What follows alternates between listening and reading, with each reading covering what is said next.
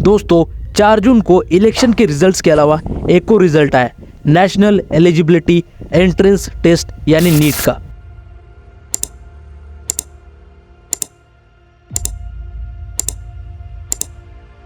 और जैसे ये रिजल्ट अनाउंस हुआ उसके कुछ घंटों बाद सोशल मीडिया पर #NEET, #NEETSCAM 2024, #Justice for NEET students ऐसे कई सारे हैशटैग ट्रेंड करने लगे।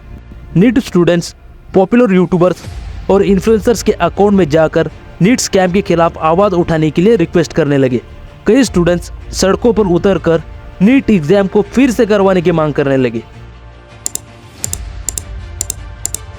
लेकिन इस बार आखिर नीट एग्जाम के रिजल्ट्स में ऐसा क्या हुआ जिससे स्टूडेंट्स में इतना ज़्यादा गुस्सा और एग्रेशन देखने को मिल रहा है? आज की इस वीडियो में हम इस पूरे इंसिडेंट को गहराई से और डिटेल में समझेंगे। नीट परीक्षा नीट के जो चांस नीट परीक्षा इंग्लिश मीडियम में पढ़ रही थी, हमको ना हिंदी मीडियम में पढ़ रहे थे, हमको ना। नीट एक बहुत ही टफ एग्जाम है और टफ होने के साथ साथ इस एग्जाम की प्रिपरेशन बहुत ज़्यादा कॉस्टली है। अपने बच्चे को नीट की प्रिपरेशन कराने के लिए माँ बाप जिंदगी भर की कमाई लगा देते हैं, अपने खेत तक बेच देते हैं, अपना घर तक गिरवे रख देते हैं ताकि उनका बच्चा डॉक्टर बन पाए। नीट प्रिपरेशन का 1 साल का खर्चा कम से कम 1 लाख से लेकर 2.5 लाख तक आता है और ये मैंने कम से कम कहा है।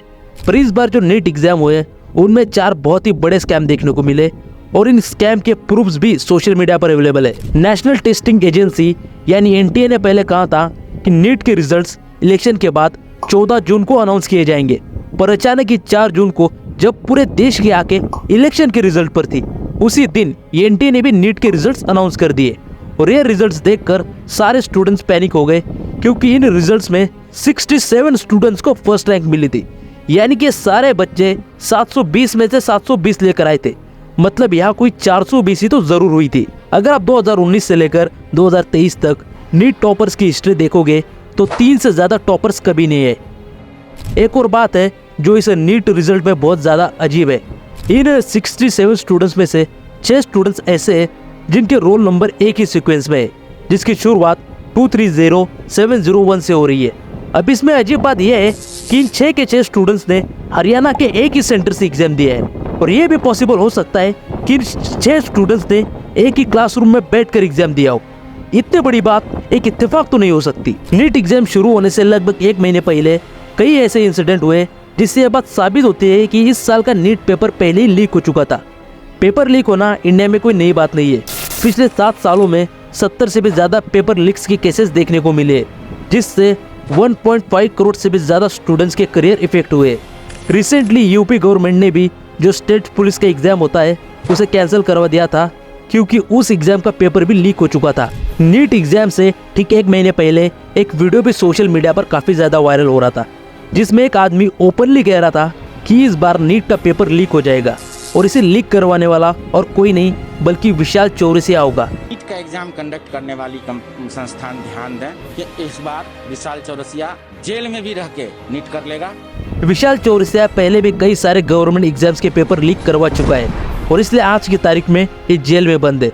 सिर्फ इतना ही नहीं, एक टेलीग्राम चैनल का स्क्रीनशॉट भी काफ़ी ज़्यादा वायरल हो रहा है जिसमें स्टूडेंट से 30,000 लेकर उन्हें पहले ही पेपर दे दिया गया था।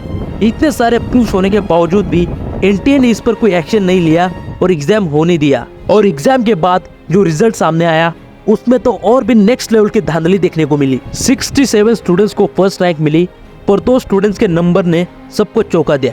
इसमें से एक को 718 नंबर आए और दूसरे को 719। नीट एग्जाम में ऐसे नंबर आना टेक्निकली पॉसिबल नहीं है क्योंकि नीट का एग्जाम 720 नंबर का होता है और हर गलत जवाब पर 4+1 यानी टोटल 5 मार्क्स का कट ऑफ होता है। तो अगर इन स्टूडेंट्स का कोई एक आंसर गलत था तो 715 नंबर आने चाहिए थे। इस बारे में जब लोगों ने NTA से पूछा तो पहले तो NTA ने कोई जवाब ही नहीं दिया, लेकिन जब सोशल मीडिया के थ्रू लोग NTA पर दबाव बढ़ाने लगे तो फिर NTA ने कहा कि कई एग्जाम सेंटर में स्टूडेंट्स को पेपर देरी से मिले थे और इसलिए जिन स्टूडेंट्स को पेपर देरी से मिले थे उन्हें हमने ग्रेस मार्क्स दिए। जो टाइम लॉस का कंपनसेशन किया गया उसके बेसिस पे जब ग्रेस मार्क्स हुए उसमें जो नंबर बनते हैं वो कोई भी नंबर हो सकते हैं, 718 भी हो सकते हैं, 719 भी हो सकते हैं। लेकिन जब नीट का एग्जाम खत्म हो गया था उसके बाद NTA ने खुद एक प्रेस रिलीज करके कहा था कि इस बार जितने भी सेंटर्स में नीट का एग्जाम हुआ है उन सारे सेंटर्स में से सिर्फ एक सेंटर में स्टूडेंट्स को पेपर देरी से मिला था। लेकिन दोस्तों यह बात पूरी तरीके से झूठ है। सिर्फ एक सेंटर नहीं, इस बार कई सारे सेंटर में स्टूडेंट्स को पेपर जानबूझकर देरी से दिया गया। किसी सेंटर में 15 मिनट देरी से मिला, किसी सेंटर में 20 मिनट, तो किसी सेंटर में 25 मिनट। और इसलिए एनटीए ने कहा कि ऐसे जितने भी स्टूडेंट्स को पेपर देरी से मिला था, हमने उन सारे स्टूडेंट्स को ग्रेस मार्क्स दिए और इसी वजह से सारे ही बच्चों के 720 नंबर आए और सबको फर्स्ट रैंक मिली। लेकिन अगर टाइम को लॉस हुआ था तो एनटीए को इन सारे स्टूडेंट्स को आगे उतना ही टाइम बढ़ाकर देना चाहिए था। ग्रेस मार्क्स देने का लॉजिक क्या है ये मुझे अब तक समझ में नहीं आया। मान लो टाइम लॉस होने की वजह से इन सारे 67 स्टूडेंट्स के 10 क्वेश्चन छूट गए। अब एनटीए ने ये कैसे पता लगाया कि सारे स्टूडेंट्स को इन 10 क्वेश्चंस के आंसर पता ही होंगे? ऐसा भी तो हो सकता है कि कुछ स्टूडेंट्स को 2 या फिर कुछ को 3 क्वेश्चंस के आंसर पता ना हो। लेकिन टाइम लॉस की वजह से और ज़्यादा टाइम ना देकर अगर आप सबको फर्स्ट रैंक दे दोगे तो क्या ये उन स्टूडेंट्स के साथ जो रात दिन मेहनत करते हैं उन्हें चीट करना नहीं हुआ? और मैं आपको एक और बात रिमाइंड करवाना चाहता हूँ कि सारे स्टूडेंट्स आगे जाकर डॉक्टर बनेंगे और मेरे और आप जैसे लोगों का ही इलाज करेंगे। और इसीलिए नीट एग्ज़ाम में ग्रेस मार्क्स देने का कानून है ही नहीं। ग्रेस मार्क्स सिर्फ एक एग्ज़ाम में दिए जा सकते हैं, CLAT यानी common law admission test. NTA time loss और ग्रेस मार्क्स का बहाना देकर बचना चाहता था। लेकिन जब कई सारे स्टूडेंट्स ने प्रोटेस्ट किया और कई सारे टीचर्स और कई सारे कोचिंग इंस्टीट्यूट्स भी स्टूडेंट्स की फेवर में आए और जब इससे एनटीए पर दबाव बना तो एनटीए ने कहा कि जितने भी स्टूडेंट्स को ग्रेस मार्क्स मिले हैं उन्हें या तो दोबारा 23 जून को एग्ज़ाम देना होगा या फिर जो ग्रेस मार्क्स उन्हें मिले उसे कट करके जितने उनके मार्क्स बनते उन्हीं नंबर के साथ उस रिजल्ट को एक्सेप्ट करना होगा। नीट एग्ज़ाम में इस बार एक बहुत ही बड़ा स्कैम हुआ है जिसके प्रूफ सोशल मीडिया पर हर तरफ अवेलेबल है। पेपर लीक की वजह से कई राज्यों में एग्जाम्स को रोक दिया गया है। सिर्फ इसी साल 2024 में 40 से भी ज़्यादा लोग पेपर लीक के लिए अरेस्ट हो चुके हैं। चारों तरफ पेपर लीक की वजह से प्रोटेस्ट हो रहे। उसके बावजूद हमारे एजुकेशन मिनिस्टर कहते हैं कि उन्हें पेपर लीक का अब तक कहीं भी कोई भी पुख्ता सबूत नहीं मिला है। Yesterday you had said that there was no paper leak. But There is no evidence. There is no evidence. अगर इसी तरीके से लोग चीटिंग करके और पैसे देकर गवर्नमेंट एग्जाम्स को क्रैक करते रहे तो आप सोच सकते हो हमें आगे जाकर गवर्नमेंट ऑफिसर्स किस तरीके के मिलेंगे और गवर्नमेंट हॉस्पिटल्स में डॉक्टर किस तरीके के मिलेंगे। और इसीलिए पेपर लीक के ऊपर इस वक्त एक सख्त कानून लाने की बहुत ज़्यादा ज़रूरत है। इंडिया के एजुकेशन सिस्टम का हाल इस वक्त बहुत ही ज़्यादा ख़राब है। हर साल न जाने कितने स्टूडेंट्स के सुसाइड की खबरें हम सुनते हैं। अगले वीडियो में इंडियन एजुकेशन सिस्टम की इसी डार्क साइड को मैं एक्सपोज करूंगा। पर एक बात आपसे कहना चाहूँगा दोस्तों, किसी भी प्रॉब्लम का सॉल्यूशन आपकी लाइफ को एंड करना नहीं है। एक कागज़ के टुकड़े पर लिखे हुए कुछ नंबर्स ये तय नहीं कर सकते कि आप कितने ज़्यादा काबिल हो। तो हिम्मत कभी मत हारना और अपने हक के लिए हमेशा आवाज़ उठाते रहना।